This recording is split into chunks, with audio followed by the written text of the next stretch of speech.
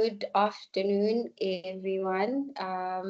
Welcome to Startcom's Digital Marketing Trends for 2025 webinar. I am your host, Ndogo Zomgadi, and I am the managing partner at Startcom. And I am truly excited to kick off this insightful session where we will be diving deep into the strategies that will help us as companies and as individuals to evolve or thrive in the digital space. So today's session is about equipping us with practical insights that will help us as businesses, as I said, and also personal brands to just stay competitive in 2025. So we've brought together some incredible speakers who are experts in their fields, who are going to be sharing with us their strategies and some of the tools that we can start using right away. Our first speaker, and his presentation is already up, is Peter Modiba. He is from South Africa. He is a digital marketer and an AI automation consultant. He's going to break down the top digital marketing trends for 2025 and how maybe we can stay ahead with AI automation. We're also going to have Mzameni Mpanza, who is a marketing consultant, and we are also going who's going to be talking about traditional media and marketing. We are then going to have a Q&A session where we are going to hear from the different participants of this webinar in terms of any questions, additions, and any other insights that may help us in this webinar. So I think without further ado, I can just give us the house rules. It is a webinar, so I think our team has already done the muting of the mics, and for everyone that joins, so that we have a good hour. We do know that some people take their lunch hour during 12, so 12 to 1. So we are going to try keep it within the hour so that we can all then go back to our respective tasks for the day. And then we're going to have a Q&A session at the end, but we don't limit the questions that you can ask, in the sense that we have a chat box, that you can use to input any questions that you may have throughout the webinar. You're going to have questions as they present. You're going to have questions. So we do advise that you do use the chatbot to ask, to input, to relate anything that you feel will be of value. We will have a giveaway. I'm very happy to announce that we have a giveaway at the end of the session. We are okay. Let's just wait till the end of the session. If I tell you now, then I think I'm going to remove the whole hype around it. Anyways, it is 12:04. So in a minute, let me try introduce Peter, just so we can know who the first speaker is. I did say he's from South Africa. He is a digital marketer and an AI automation consultant. So he has years of experience in channel marketing and has been in industry leading tech brands where he was in charge of multimedia campaigns. So his journey, but I think he's going to tell you about it, took a transformative turn around 2023, where he then discovered the power of AI automation. And he doesn't even have any technical background. So his dedication then led him to building automation systems for different companies, just to save them time and money. And as we're here, we're representing different brands, different companies. And so we are looking to hear from you, Peter, how we can save time and money for our different companies or different brands. Yeah, I think, let me not blabber too much. Welcome, Peter, and welcome, everyone. Thank you so much.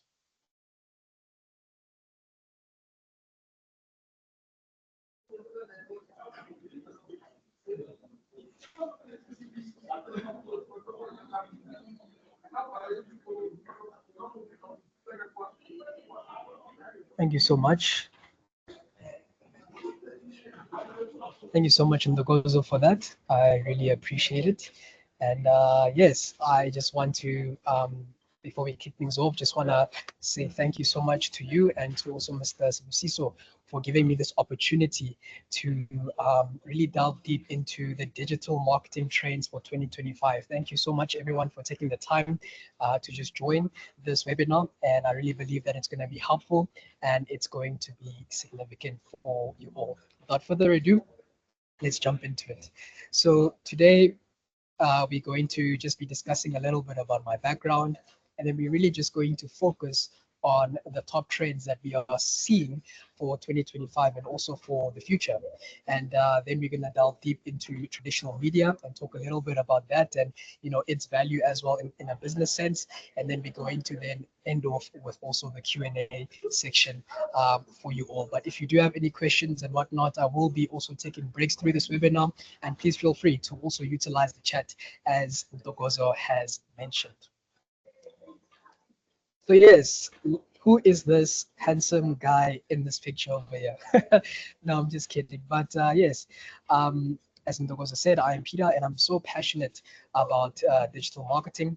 I've got experience in the tech industry, specifically in ICT distribution, in terms of channel marketing. And yes, I've had the privilege of managing and marketing tech brands that are really doing well within the market.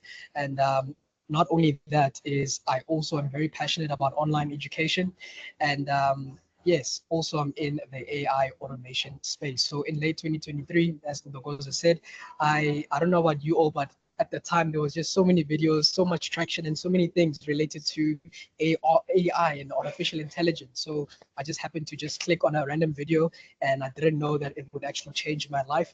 It was a YouTube video, and that's when I actually delved deep into AI automation and its value.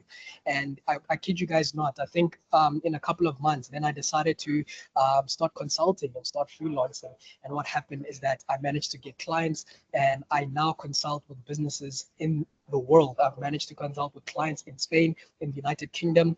I've managed to also consult with people that are in Sweden, in Germany as well. So really, by the grace of God, it's been an amazing journey. And yeah, it's just been truly, truly phenomenal. And it didn't stop there. I also decided, because of my passion with online education, I decided to also venture into starting a YouTube channel. So, if you want, you can just look at my YouTube channel and subscribe and just check it out. And that's actually where I teach people how to actually make use of AI automation. And also, what's amazing about this is you don't need to learn how to code. You don't need to be a computer scientist. You don't need to have a coding background, a technical background. I didn't have any of this before I actually started, but I learned how to do it step by step. And you don't need to have a technical tech background in order to do that or become a programmer and whatnot.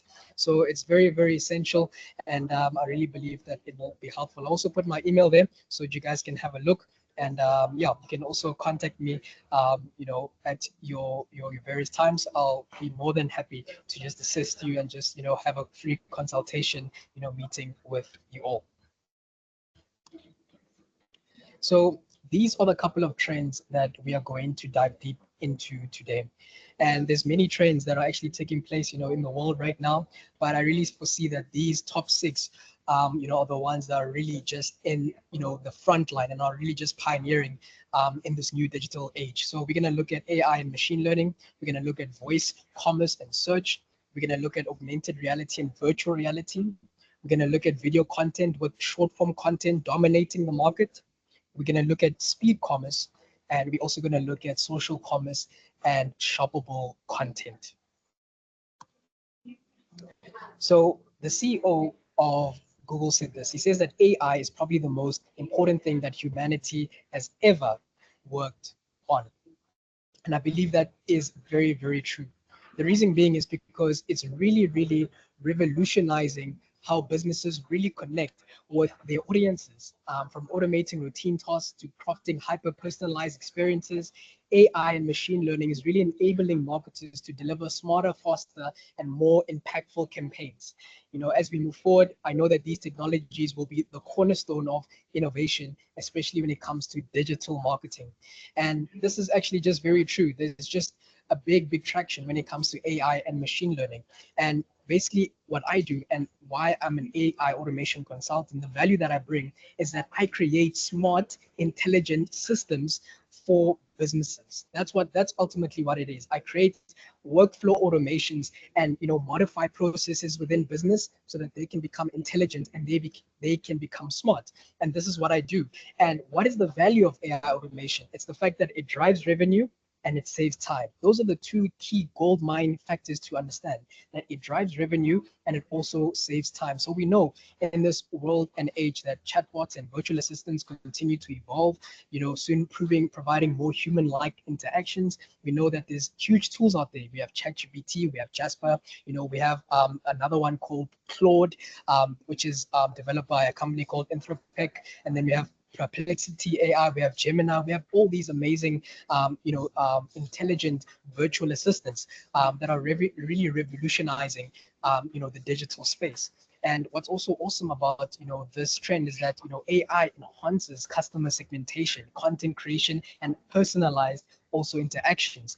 And it also, you can look at from a data analysis perspective. And I believe my sister, her name is Boipelo, is part of this webinar series, and she'll also be delving deep into AI, but also from a data analysis perspective. But even from a sentiment analysis perspective, you can really leverage AI, and it can really be valuable for you. And when it comes to also natural language processing, it's also great because then you are able to prompt it. There's something called prompt engineering, where you're actually able to prompt these virtual assistants in order to have that human interaction.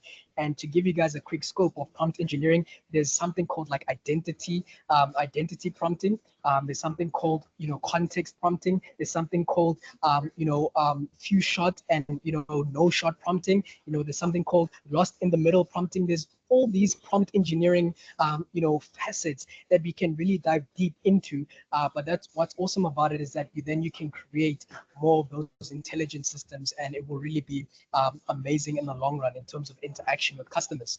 And then again, I said that businesses can really automate routine tasks, and also for example, like lead nurturing and email marketing and whatnot. So with AI and with automation, combining it together, it's really something which is truly, truly, truly valuable. And as I said, you don't have to be technical about this. You can really, really dive deep into low-code platforms in order to actually learn, like me, because I'm self-taught. Become a self-taught automation developer. So you can go to platforms like N8N, which is a very good platform. You can look at the Microsoft Power Platform that has Power Automate in order to do this. You can look at platforms like Zapier, which is a very famous one. You can look at platforms like Make.com slash it was also known as Integramat in the past as well. So you can really look at those platforms from an automation point of view, but they also leverage AI as well in a nutshell. So I want to give you guys just a few examples so that you guys can actually see what I mean by this. So as we know, here's ChatGPT, and this is a smart, intelligent bot that we actually engage with on a daily basis. And by show of hands, let me see who actually engages with ChatGPT, or about ChatGPT. Let me see. You can raise up your hand in the chat, or you can just send a 1 in the chat as well. Just say 1 as an indication that you know about ChatGPT, or you use it on a daily basis or a weekly basis. So that's a very, very famous model, because it's a large language model that we actually utilize. Then from a machine learning perspective, these are companies that actually make use of machine learning. So this is how you actually feed information to these data sets, and they're able to actually think in a very smart and creative way. And from there, they will create algorithms and patterns in order to give you actually what you want and what you actually are looking for. So machine learning, Amazon is doing this very well. And when you shop with them, it'll always say recommended for you. Another company that's doing very well in terms of this is also Netflix. They're also doing very well in terms of machine learning and utilizing AI. And another example is also Spotify. When it comes to our playlists or whatever we're listening to and our albums and whatnot, this is where they actually make use of machine learning and then create those algorithms just to understand what we like and then give us what we actually desire. Is everyone still happy? Does anyone have any questions when it comes to the segment of artificial intelligence? Does anyone have any questions? Is everyone happy? Thumbs up if you're happy.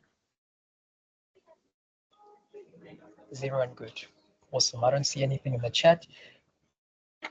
So that's fine. But if you do have any questions and whatnot, no problem.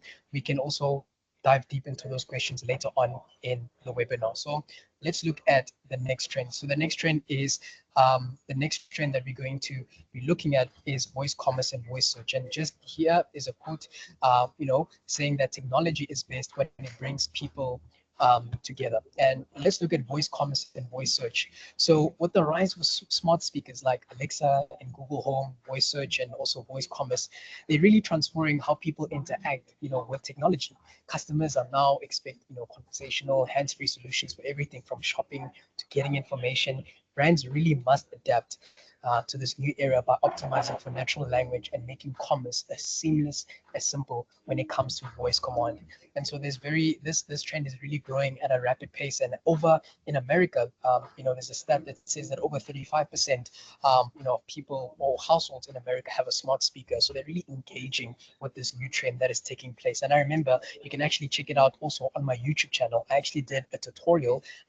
Sorry, not a tutorial, a demo video of how I built an AI real estate voice assistant that actually helps you to qualify your leads. So literally it will, when I insert my information on a website, it will immediately call me on my phone number, and then I engage with this voice assistant and whatnot. And it's so incredible. And after the conversation, what happens is that it sends me all the properties that I was actually looking for, because I would say I want this property like this and in this area, in this budget, at this timeline. It takes all that information and it sends me an email quickly to see how I've qualified as a lead, which is truly phenomenal. So that's on my YouTube channel for you to check out. But really, voice commerce and voice search is actually going to be amazing. Alexa, Siri, all these actually technologies are actually evolving at a rapid pace. Let me give you guys examples. So examples is like, Domino's Pizza. They actually have a collaboration with Alexa, with Amazon, and they basically now are, utilizing their orders through the Alexa, technology, being the voice commerce technology. Another one is also Walmart. They're also doing that. And I believe you can also order on Walmart and engage with Walmart through also Siri, which is incredible. A very, very interesting use case when it comes to voice commerce. Is everyone happy? Is everyone still good? Can I get thumbs up? Happiness? Great stuff. Great, great, great. And if you have any questions and inquiries, again, you can just leave that in the chat as well. All right.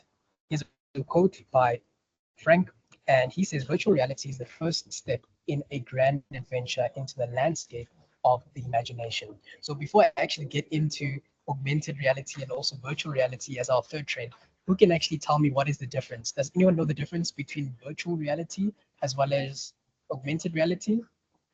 Please let me know. You can put it in the chat and let's see if you actually know the difference. Someone please help us. Someone can advise. Someone can just, give us a taste of what these realities are. What is the difference?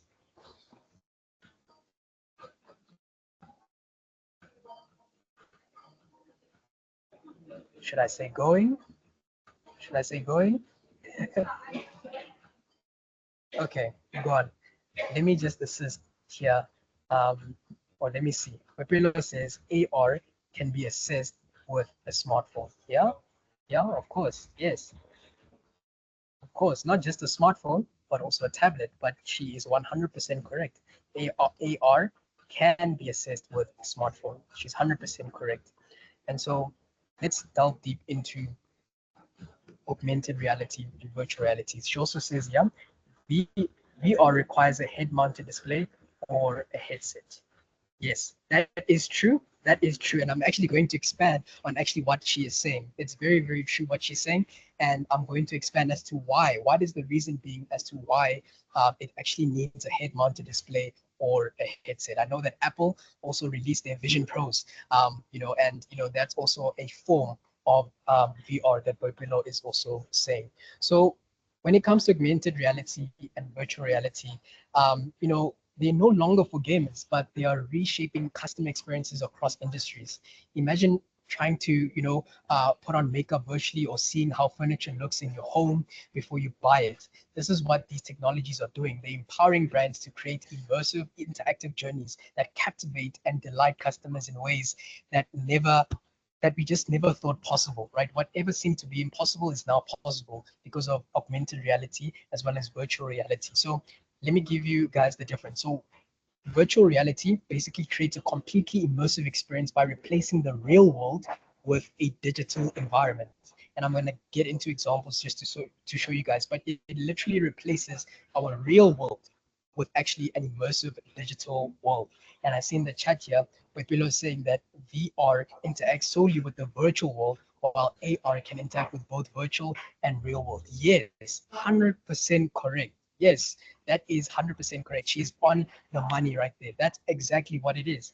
And with AR, as I was saying, it overlays digital elements, for example, graphics and sounds, onto the real world environment, enhancing it rather than replacing it. So it's basically hybrid. And I'll give you guys a few examples of what is happening in that regard. So, I think this was from a company. It's IKEA, and this is what they're doing right now. Is that when customers go into stores and whatnot, you are able to actually take the app, point your smartphone or your device or your tablet, and then on an empty space, you're able to actually see how your furniture, the furniture will actually look like in your home. So let's say you are home. Let me not store, sorry, but let's say you are at home, and then you utilize the app, and then you point it wherever. Then you can actually see how their products are going to look inside your home. So this is truly remarkable, and this is really crazy, and this is something that I also need because I'm in the business right now of also just getting furniture for my place and whatnot. So this is a really handy tool. Ladies, are you guys here? This is for you guys. So I know that beauty brands and fashion brands are actually diving deep into this technology here, where you can go into the store, and then what happens is that you can engage, with yourself, and then you can actually pick the kind of makeup that you would like to see on yourself. You don't have to put it on and whatnot, but now you can actually put it on digitally, and then you can see if you like it or not, and then change the preferences, customize it and whatnot. And what's awesome is that you can actually see yourself in the full scope and version of how you'll look like if you actually put on the makeup. So that's an amazing, technology that's also evolving. Our friends from Nike are doing this initiative. They've done this already, where now you can actually, imagine how sneakers would look like on your shoes, and it will actually fit according to your size. So you can actually play around with the colors, you can play around with the textures and whatnot, but you can actually see how it looks like, on your feet and how you'd actually prefer it. For all my football fans and all the soccer people, this is another example. And yes, I am a Chelsea fan. That is the best team in the entire world. Okay, I don't want to hear it, so we're just gonna carry on and move on with our webinar. But right now, these virtual stadiums, and it feels like you're actually in the stadium right now.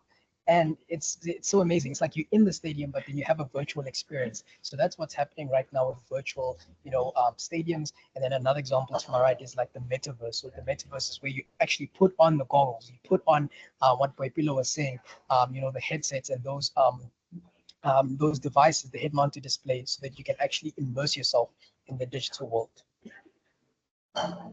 Great. Is everyone happy? We're still on the same page. Are you guys learning a little bit about the trends and what is evolving? Is this helping a lot? Great stuff. And again, if you have any questions or inquiries, please leave your a message in the chat. All right, marketing expert Sid Godin says that marketing is no longer about the stuff that you make, but about the stories that you tell. So the fourth trend that we're actually seeing, and this is actually something that's still growing. It was a trend, but it's still growing, I believe, in 2025, is video content, but specifically with short form content actually dominating the market. So in the digital world, video is king, and platforms like YouTube, TikTok, Instagram Reels really dominate, the user attention with their visually engaging bite-sized content. Video has the power to educate, entertain, and inspire in seconds, making it very, essential for brands to connect with their audience and leave a lasting impression. And I really need to actually just point this out as well. With the rising demand of AI and artificial intelligence and machine learning, it's also important to make sure that when it comes to video content, that there's also a rising demand of content which is emotional, which is captivating, which is original, authentic, and genuine. We can't actually make AI a silver bullet when it comes to content and digital marketing. No, I always tell people that it's not a silver bullet. AI is not going to solve all your problems. But when it comes to content, people want to connect with people. The way that we actually connect with people is human to human. That's the name of the game. And we can't actually make use of just AI in general so that we connect with people. No, people love stories, people love emotions, people love connection. And it's important to make sure that with the rising demand of AI, there's also a rising demand of authentic organic video content. So this is where POV, point of view content, comes into play, as well as user generated content marketing. Peter, So again, there's yes. line. Yeah, they have their hands raised. Okay, awesome. Please, can you, yes, please, can you share? Let me see. You can unmute and you can share.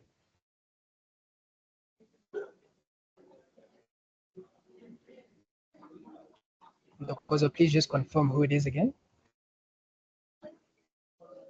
Line Media. Line Media. Okay. Line Media, you can just unmute and you can just share if it's possible. If not, you can just share on the chat.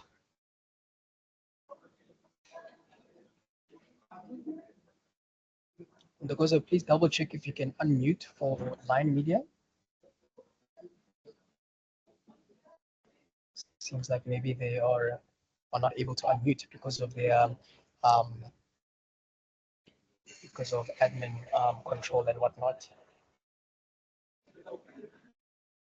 Let me see if I can unmute on my side.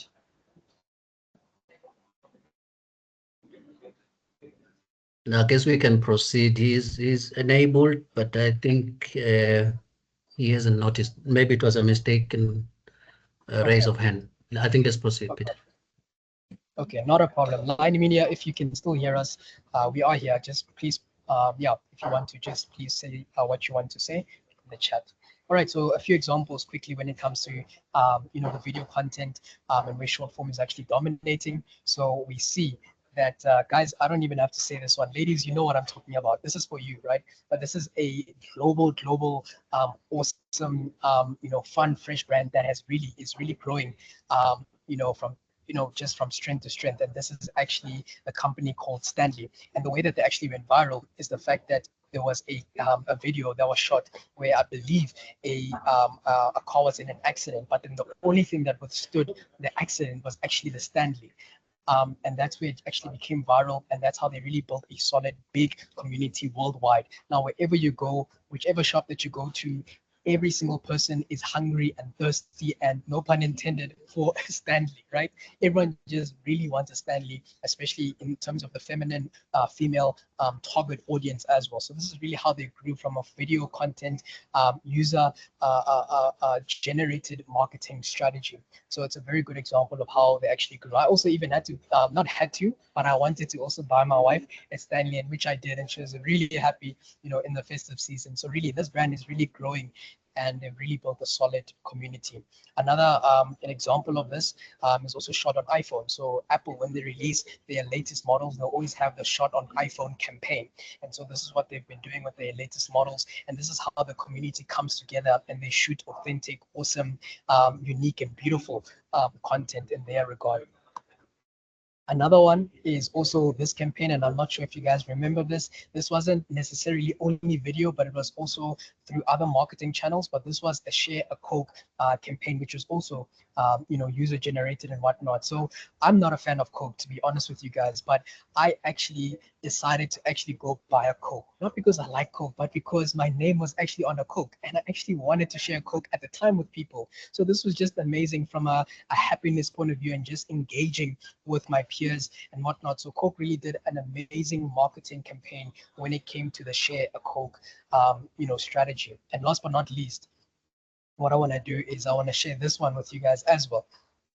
This one over here is by our local people Switch, and I don't know if you guys seen this reel.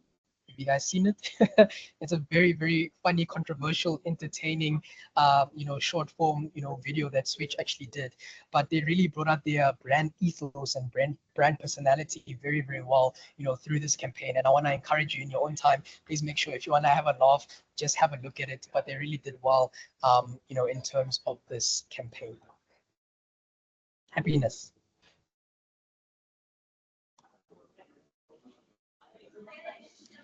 So the CEO of of Amazon, rather the founder of Amazon, Jeff Bezos, said, "We are not competitor obsessed, but we are customer obsessed. We start with what the customer needs and we work backwards." So the fifth trend that we are seeing in the digital marketing space is what is called speed commerce, or other people call it instant commerce. And speed commerce is a trend focused on rapidly delivering products and services, often within hours or minutes. And it relies solely on advanced logistics, automation, and real-time tracking to meet consumer demand for speed. And it's powered by AI. It's optimized for supply chains and innovative in terms of delivery solutions.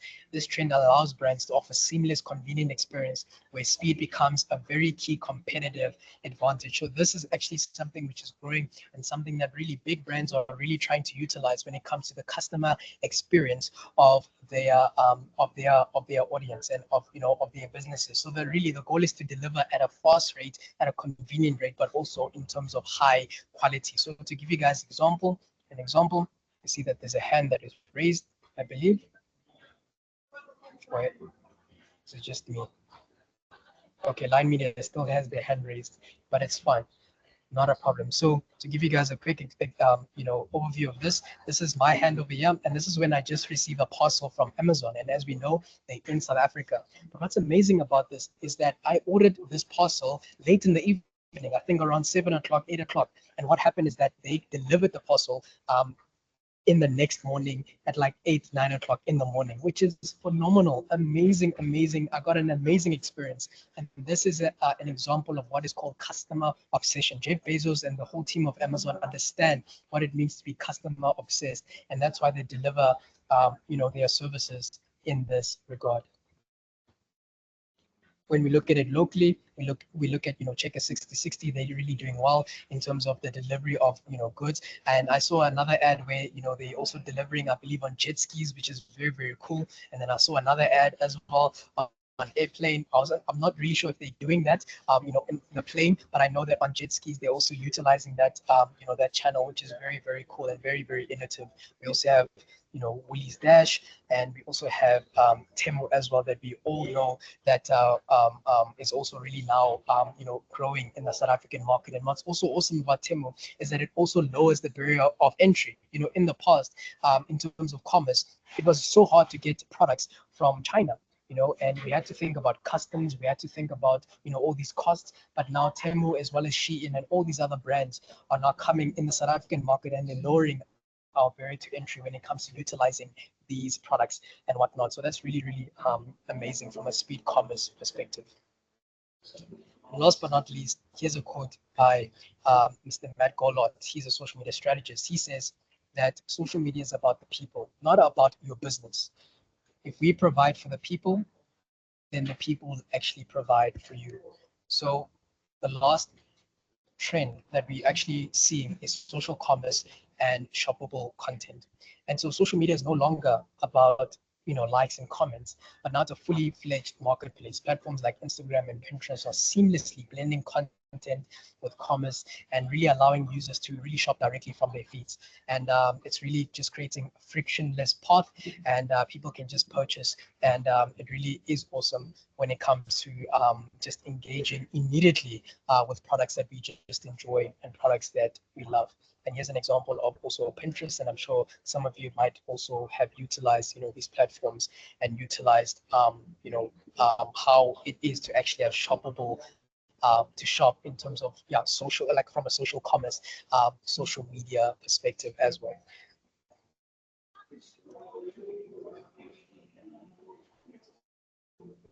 Great. And now we're going to look at traditional media. So I've got my colleague who is ready to just share on traditional media, and I'm going to hand over to him, Pilani.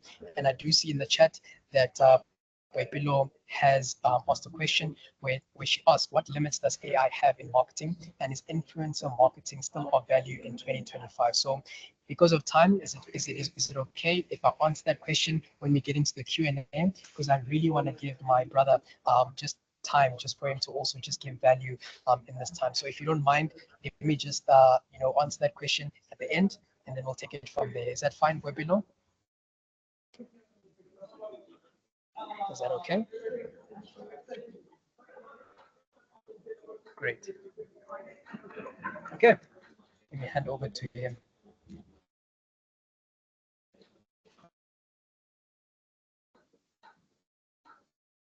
Thank you so much for insight presentation. I have my so glad we have the session. Also, I'm going to introduce Elder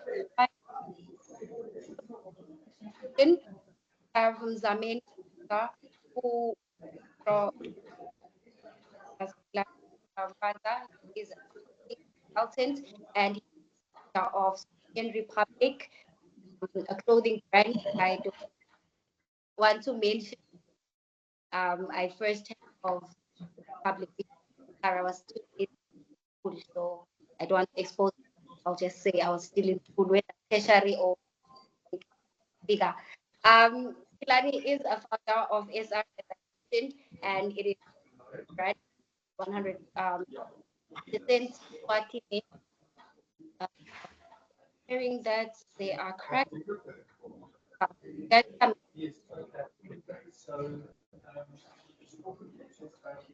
you guys hear?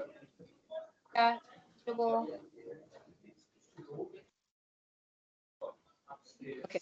And it's slightly cracking, but we can hear you.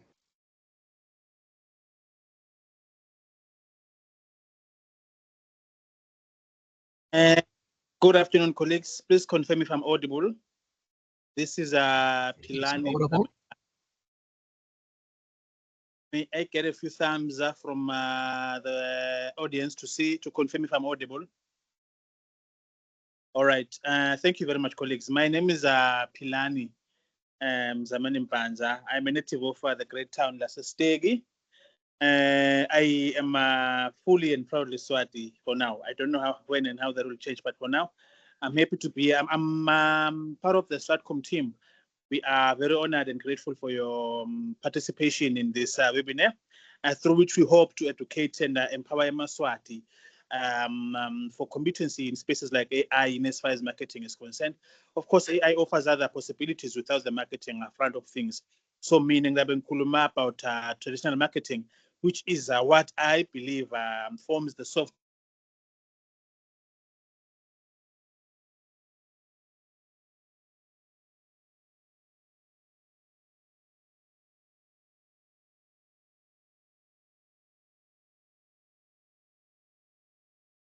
Pilano, you are muted. Can you check your settings there? Okay, how is it now? Perfect. Hello, am I audible now? Thank you, colleagues. Yeah, so can you see your presentation? Okay, but am I audible? Yes, you are. Thank you very much. So I'm going to be talking about traditional marketing, colleagues. And now the question is, what is this monster called traditional marketing? It's not a monster, it's a beauty actually. It forms the basis of all the marketing that we've grown to know today as a digital marketing with all its many components, from chatbots to AI to virtual reality to augmented reality. The idea now is that is based on what we have grown to know as a traditional marketing. So in other words, it forms the software of all marketing. In other words, if I can say, even in 50 years' time, when marketing evolves, whatever marketing will be in place then is going to be informed by traditional marketing. And may I please now get into my presentation? And may we please open the second slide? Okay, please use, okay. And may we please now get into the gist of my assignment. Who is Mzameni Mpanza? I am an MSc holder from Loughborough University. This is a university in the UK. I am a Chevening Scholar there, which is a scholarship I managed to get many years ago, and it enabled me to get this qualification, the MSc Marketing.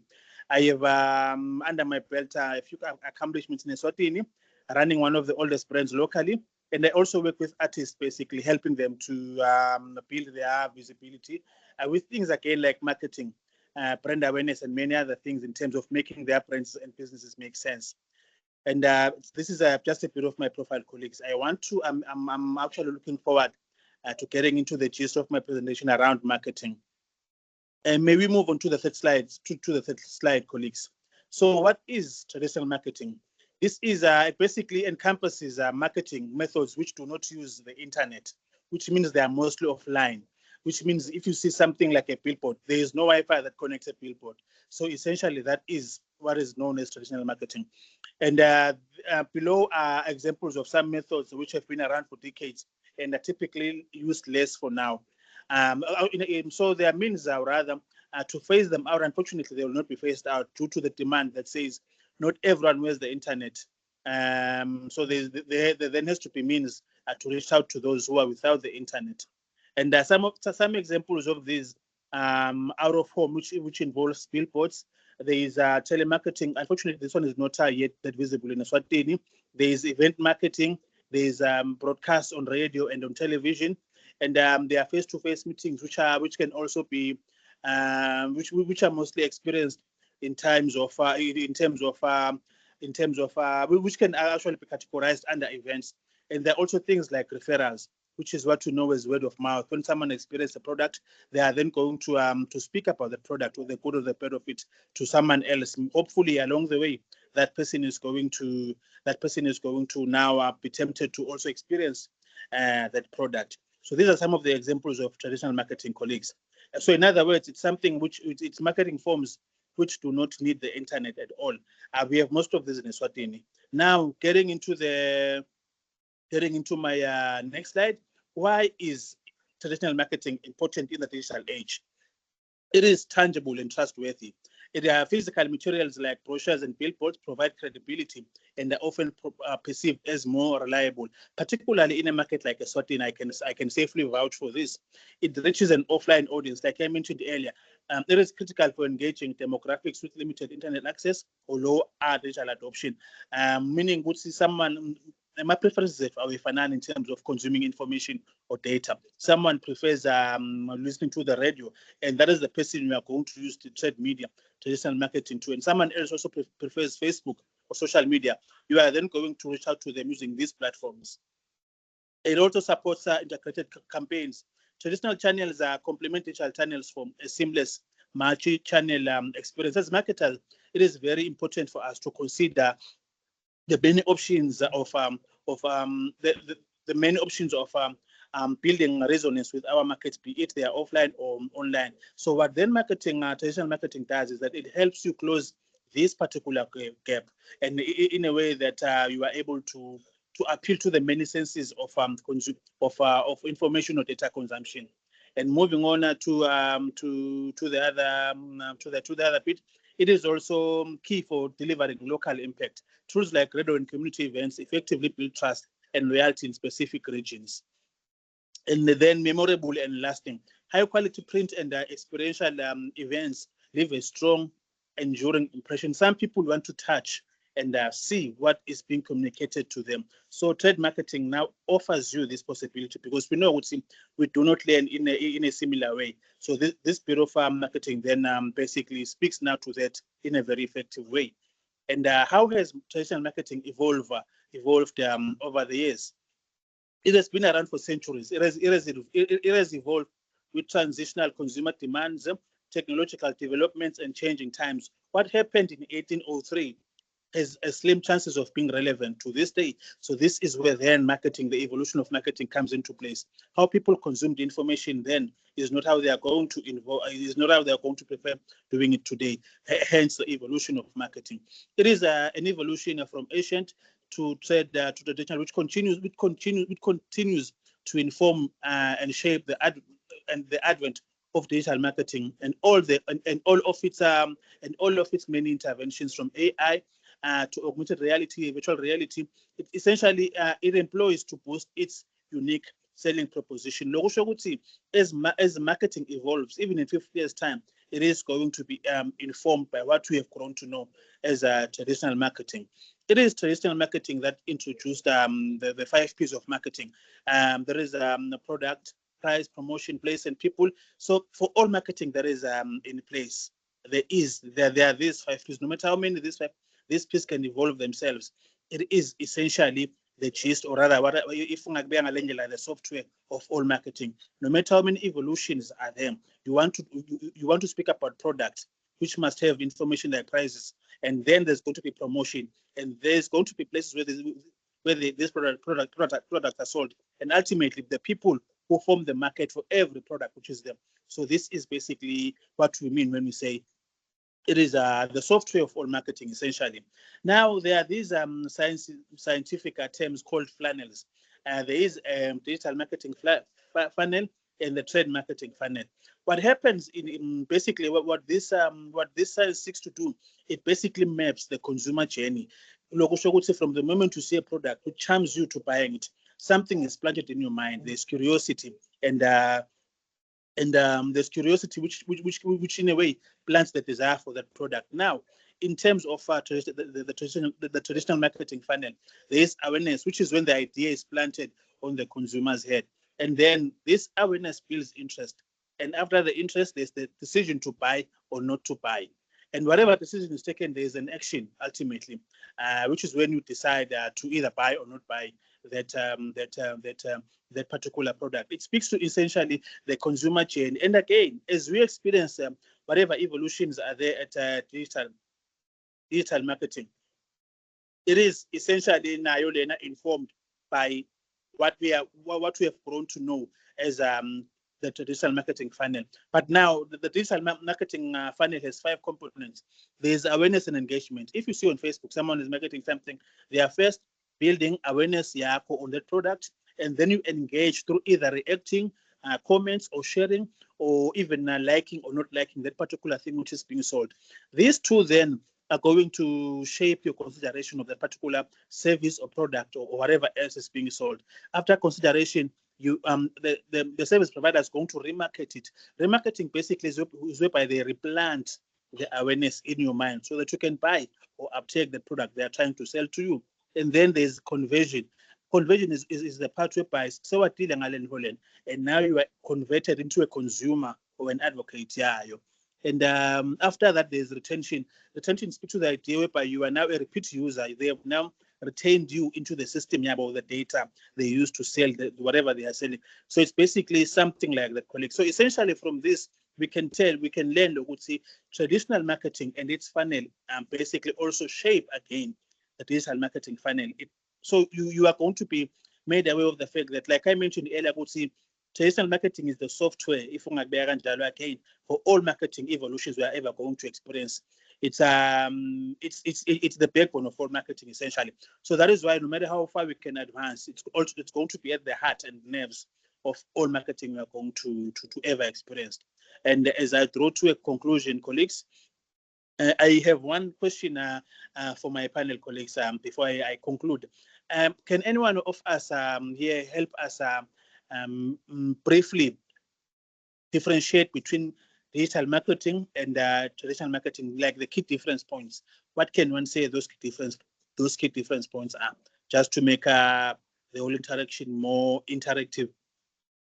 The differences between digital marketing and traditional marketing. There's one thing which separates these two. What can you say that is? Anyone? Anyone by a raise of hands?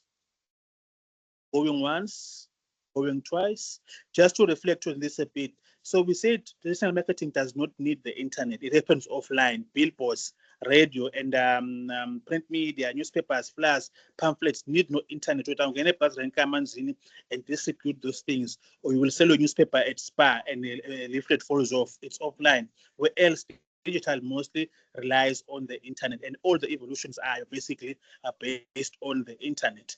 And AI is the internet. It happens online. Virtual it's online, augmented, it's online, and chatbots ultimately. And even though offline, but the idea is that they're going to leverage the potency of the internet, colleagues. So that was just to make our interaction more exciting. Anyone with questions, even if it's one question, we can shelve this for the end, colleagues. Okay, now as I conclude, colleagues, thank you for being a good audience. So what we are saying in our argument for traditional marketing, city, ultimately the two are inseparable. What happens to the right happens to the left, like the brain, and vice versa. More so, for the compensations they offer each other is the agility to offer the value of the various global markets which demand marketing are not of the same scale. What do we mean by here?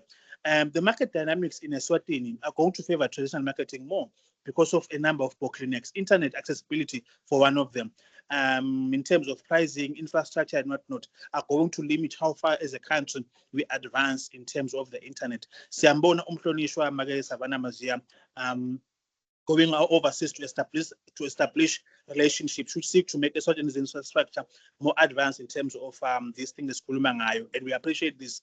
Kodwa-ke kwamanje maningi lama-bottlenecks which prevent these advancements. Thina as Stratcom again, we are basically trying to make sure that we advance at a faster pitch. And so by the time the land is fertile through Mzameni and others, we are conversant enough and with partners like Peter, we are going to get there on time. So what we are saying that marketing firms which thrive in the West will not equally thrive in Southern Africa due to bottlenecks, including data affordability, poor connectivity infrastructure, amongst others, which is where then traditional will thrive. Kuba khona kwe AI and the other things does not mean there's nothing like a one size fits all in marketing. So that is why you want to customize your proposition to the local market. And may I at this point in time ask Mr. Mgadi to read Mr. Mgadi Ndogozo to help me access the chat box there with the question Yazama and the question Yaboipelo. I cannot access this unfortunately from my side here. Let me try to see if I'm on the corner. Okay, here's the chat. Okay, it's a okay. Okay, I think this was referring to Peter's one. You've just okay. Traditional marketing. Okay, yes. Thank you very much, Boipele, for that for the contribution. Yes, it uses offline methods mostly. Offline also good internet. And Zama, maybe if you can retype your contribution, stay otherwise, colleagues, it's basically that the hope that it was quite clear. So for Eswatini, we are still going to be with traditional for quite some time, and as digital advances, we are going to be there definitely. Watching everything and but for now, colleagues, may I please end my presentation? Any other question? I'd be happy to clarify and reflect collectively with my colleagues. Thank you very much.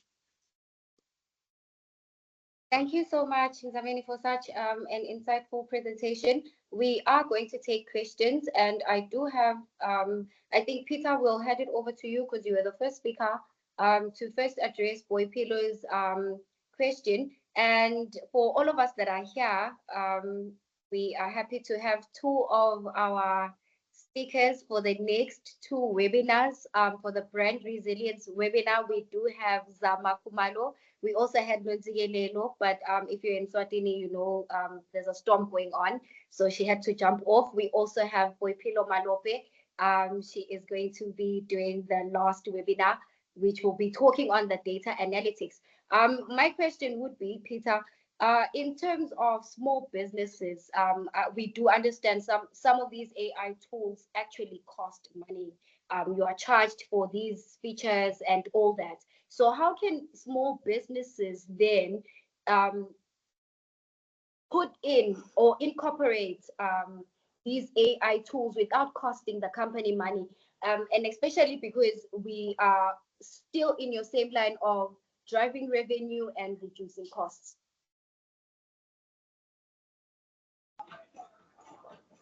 All right, thank you so much for the question. Let me quickly answer you, Ndogozo, and then I'll jump into Boipelo's question as well. So Ntokozo, that's a very good question, and I think it can be very daunting, especially for small businesses when it comes to costing and how you can actually utilize these AI technologies. But I want to give you guys, I want to give you guys the source, what they call it, the secret sauce. It actually doesn't cost a lot of money to actually build these solutions. So I'm make.com certified. I'm actually an automation developer from a make.com perspective. And basically, in a nutshell, I don't even actually spend anything on that automation platform. I think the problem is that people just don't have the exposure and they don't know where to go when it comes to these platforms. And that's hence why I was telling you about these free platforms like make.com, Zapier, N8N, but these are actually cost friendly. And obviously, if you want to build more projects and whatnot, it's actually going to cost you a little bit more. But you won't be spending, I think, more than $10 per month. So I really believe that that's actually just very, very valuable. Think about it like I think I'm not sure what's the exchange rate now, but 10 times 15. Yo, my math is not nothing today. But that's really how you can actually look at it from a month-to-month perspective. And also, again, it's just all about education, and that's why I really love Stratcom. I really love what you guys are doing, because we're really just empowering so many people to understand how you can actually go about utilizing these AI tools. Now, even from a ChatGPT perspective, did you guys know a lot of people are using ChatGPT Plus, and it costs them like 300, 400 Rand per month. But because of me being an automation developer and understanding how API integrations work and whatnot, I'm actually using the back end API of ChatGPT. And I think for 6-7 months now, I've actually only spent about $5.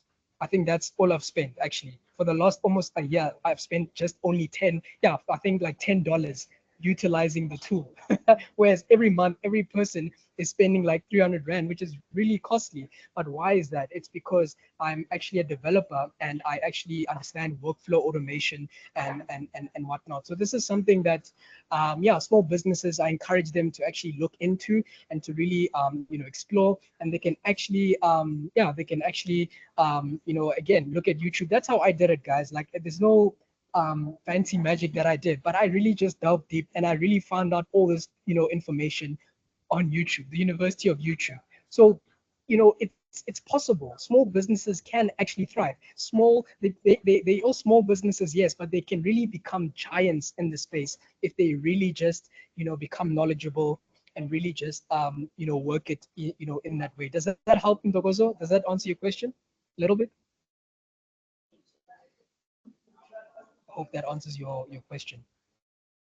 All right. And if it doesn't, no worries. You can let me know. Yes, University of YouTube, right? And then I'm gonna answer also Waipilo's question. So her question was, I'm just looking at time, but I really want to make Please, sure that Mr. Modiba, also check Nhlakanipo and Chester. Yes, I Chester see that. Oh, Yes, yeah, I'm sure. just going from top to bottom. So thank you. I see that. So No. Popilo's question was this. Okay, so what limits does AI have in marketing, and is influencer marketing still of value in 2025? So it's two questions, which are twofold.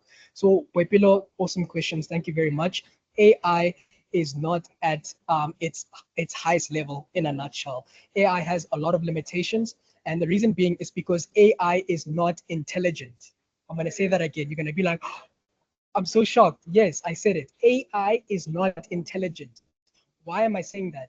It's because AI is not intelligent. Humans are intelligent. You and I are intelligent. You and I are innovative. You and I are creative. So AI basically takes the intelligence of humans and puts it into a retrieval process of huge databases. That's what AI is. It's a huge retrieval database that's taking all this information that we are feeding it, and then we say that it is intelligent, but it's not intelligent. It has certain limitations, and it cannot be it's not actually at the highest level, and it's not, I don't believe it's actually going to be and reach that level, because it's grabbing the intelligence of you and I and of humans. Now, why am I also saying that? To expand on that, it's because of the fact that there's something called hallucinations within AI. So I don't know if you noticed, but sometimes when you're engaging with these LLMs and these AI platforms, there's certain times where it's just hallucinating and it's giving information that doesn't make sense. If you're actually searching about why is the sky blue, it will give you information that's weird. If you give it, information even with regards to mathematics, I've been researching it in terms of, how it delves deep into statistics and calculations, and it's really not that good. So it really causes a lot of hallucinations and whatnot.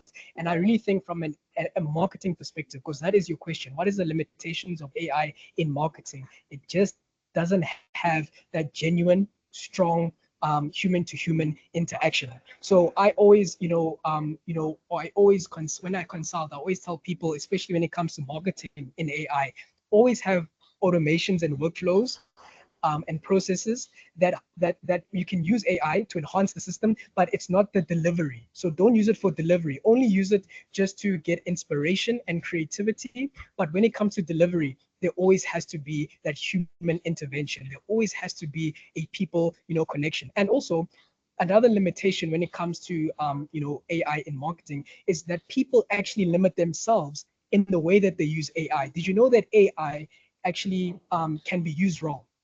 Even though you know about ChatGPT and you know about Claude and you know about all these LLMs and the text to video or text to video or text to text or image to video, video to text to whatever. There's just so many models. But even if you know and understand, have a fundamental understanding of AI, you can still use it wrong.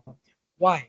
Because you are not leveraging what is called prompt engineering. Prompt engineering is the name of the game, and this is something that people are actually really pushing and are really getting into. But prompt engineering, what it just really does is that it helps you to get insightful, rich, high quality information from ChatGPT. I don't know if you've ever realized that I know I'm saying a lot, but I really want to give a lot of value, right? But I don't know if you've noticed, but when you engage with AI and you just give it a general, a general piece of information as an input, it will also give you a general piece of information as output. It's just very general, right? But now this is where prompt engineering comes into play, and it can also really help in the marketing process. Because remember, it's abstract, it doesn't understand, and it's getting information from what is called vector databases, right? So what you need to do from a prompt engineering perspective, well, you need to give it what is the identity, how do you want it to act, what is its persona. Number two, it's the context, what context is it in, why is it doing what it's doing, and why does it need to do it? Give it context, right? Number three, what is the structure? So structure is structural engineering, prompt engineering. What is the format? How do you want it to come out? How is it? Is it paragraphs? Is it bullet points? Is it sentence by sentence? Is it, how do you want it? Is it how many sentences? How many whatever, right? So that's actually how you prompt it in a structure point of view. Number four, you look at emotional. So what human, how do you want it to act emotionally, right? And why is it going to be important for it to act in that certain way? And then number five is called lost in the middle. So what that just basically means is that it's a reminder of how it needs to act. Because in these AI models, what happens is that it gets lost in the middle. So it basically, you generate the prompt, but then it's taking all this information, right? But then it just gets lost. The information gets lost, and then it doesn't give you the highest rich information as possible. So that's what lost in the middle is. You just give it a reminder of how it needs to act and why it needs to act. So if marketers and people can understand this, man, they'll go to the next level when it comes to AI in marketing. So that's a little bit about that, to understand that. And then influencer marketing. Influencer marketing, I really believe is of essence in 2025. I really believe it's of high value because, again, it is authentic, it's real, it's genuine. What I don't actually like is when influencers maybe actually have different niches, right? There's many influencers that have different niches and that diversify, which is fine. And I guess brands actually don't mind that. But it's really awesome when you have, a influencer that has a lot of influence in one niche or particular, expertise in one thing, which is really awesome. So I think it's still very, very valuable and very authentic, and it still must happen as a trend in 2025. All right. So yes, that's Boipilo's questions. Awesome. So I hope that helps, Boipilo, and I hope that was valuable.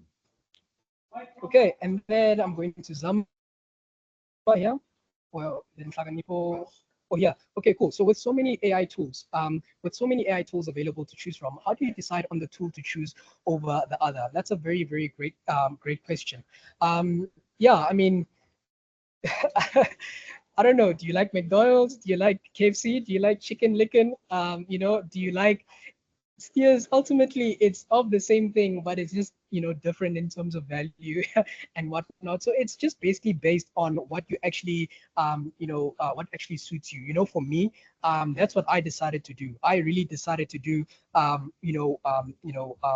dive deep into make.com as an automation developer, and to really just niche down and become an expert in that field from an automation point of view. When it comes to using LLMs, I decided that what, I want to actually just leverage ChatGPT and OpenAI. But there's other platforms that other people are utilizing, which is awesome. But it's really what you need to do is don't cancel the noise, right? Cancel the noise, because I actually wanted to do everything. So I wanted to become a jack of all trades, but a master of none. So if you want to become a master, just select one that you like, that you enjoy, that you have fun with, that you actually can make sense of, and then you become a master in that field. Because ultimately, really, like tomato, it's literally the same thing, but just different ways of actually doing it. So that's what I did, and I just canceled the noise. And I mean, it's good to have a fundamental understanding of the AI tools, but I promise you, like when it comes to just automation, the tools that I've given you guys,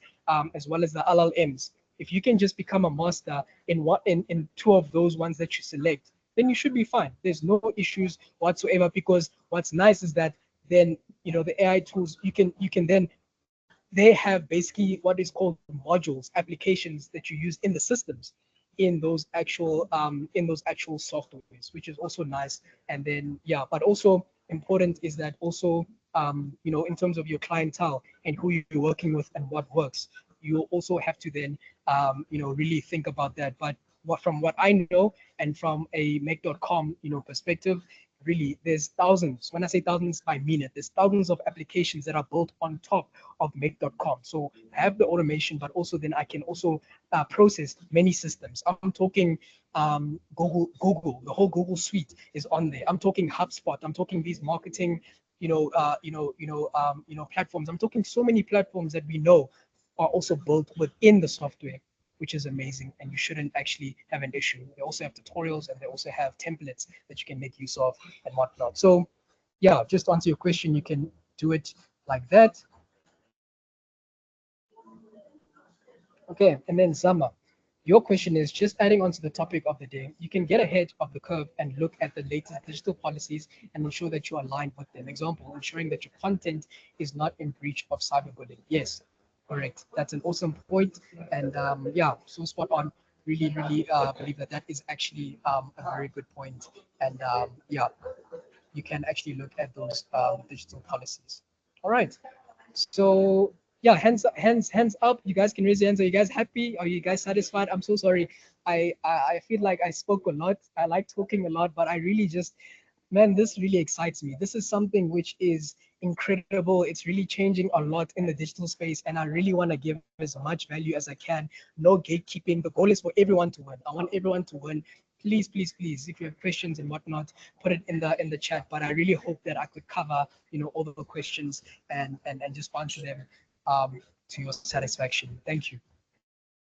Yeah, so we still have Nhlakanipho. I think he wants you to expand on Domino's Pizza examples and Amazon.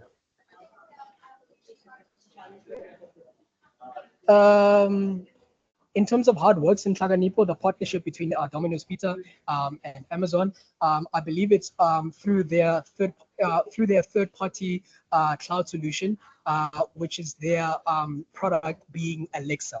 Okay, so I don't know if you've ever heard of Alexa, but that's like their smart speaker that Amazon has actually produced. So that's actually the partnership. I'm not too sure delving deep into the technicalities of the partnership, but I know that Amazon's Alexa is also linked with also Domino's Pizza, and the way that they also systemize their process in terms of the business. So I hope that that helps a little bit.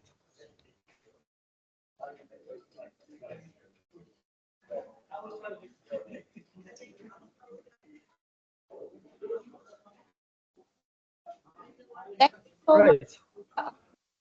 I think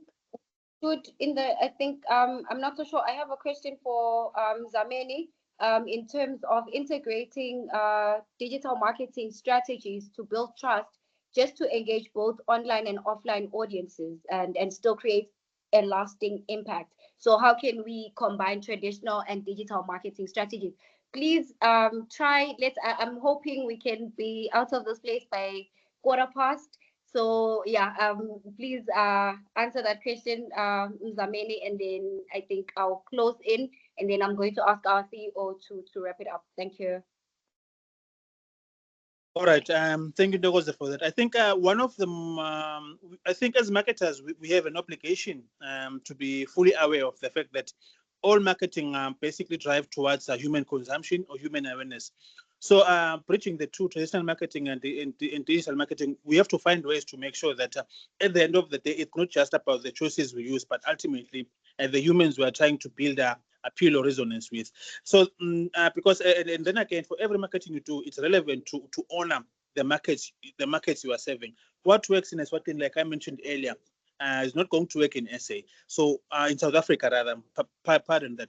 So it's very important for us to calculate every move we make in marketing, making sure that at the end of the day we honor the humans we are trying to sell to, such that we are not blinded by the beauty of digital marketing, and in the process now losing whom we are trying to save, which is the humans. Traditional marketing will always bring us closer to human beings. It's always going to give us a human voice and familiar faces also. We can then take these possibilities to digital again, but at the heart of everything we do, I think it's the awareness that ultimately we are saving human beings, which is people who have, beings which have feelings, emotions, and once those emotions are properly tapped into, it's a good bottom line for you as a market. So there is a need there. We have a very important obligation to not separate the two so much such that we forget that ultimately we are saving human beings. So let's be creative with our marketing, bridge the two strategically to make sure that there's resonance and then the conversion we want to whatever we are trying to sell to those respective communities or humans whom ultimately we serve. I hope that clarifies it, Ndogozo.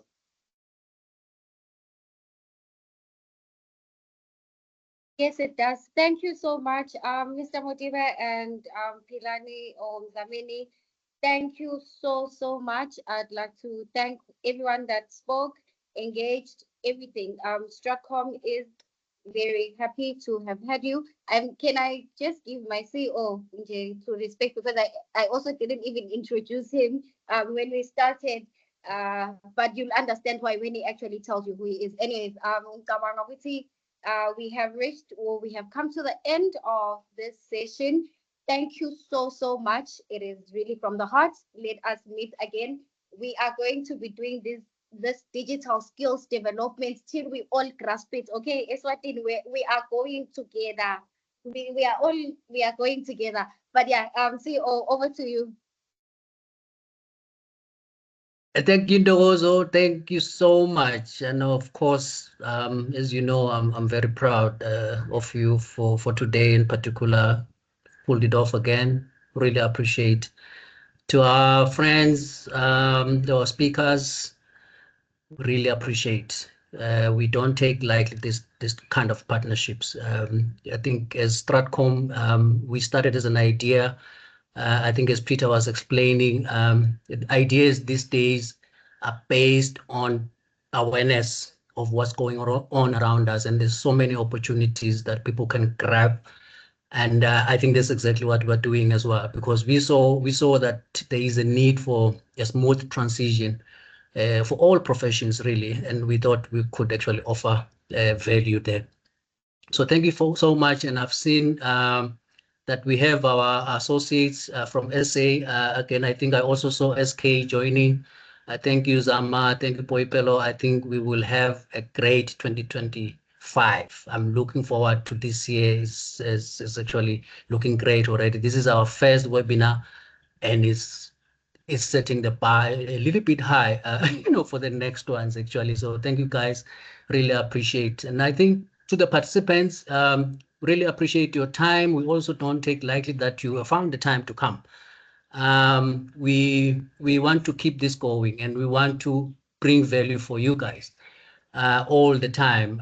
So just bear with us. We will bother you, and I know some of you will say, "Hey, there's a lot happening at Stratcom." I think we really want to make sure that we make enough noise because many people are actually going down, if I may put it bluntly like that. People are losing business because they are not aware of what's going on around. So we want to be there, we want to assist as well, and we will really achieve this if we work together. So thank you very much to everyone. We're looking forward to local partnerships in particular. There's so many organizations and people in our space. We want to impress that we want to work together with everyone. So thank you so much. And I want, as a last thing, to say to really thank my former employer, the UN, for borrowing us the platform that we've used today. As some of you may not know, that I left my former employer, my former employer as of December. So sometimes I forget that I'm not UN anymore. So it's been like 15 days. So that's where I spend most of my years, and I really appreciate that we still have this connection with them. So I appreciate them as well. Guys, there's going to be more coming, and I look forward to that more that we're going to have. And Doug also had promised some giveaways. I'm sure those are still available. Let me hand over to her again, just to make sure that we don't promise what we cannot deliver. Otherwise, that's it from me. Thank you so much, guys.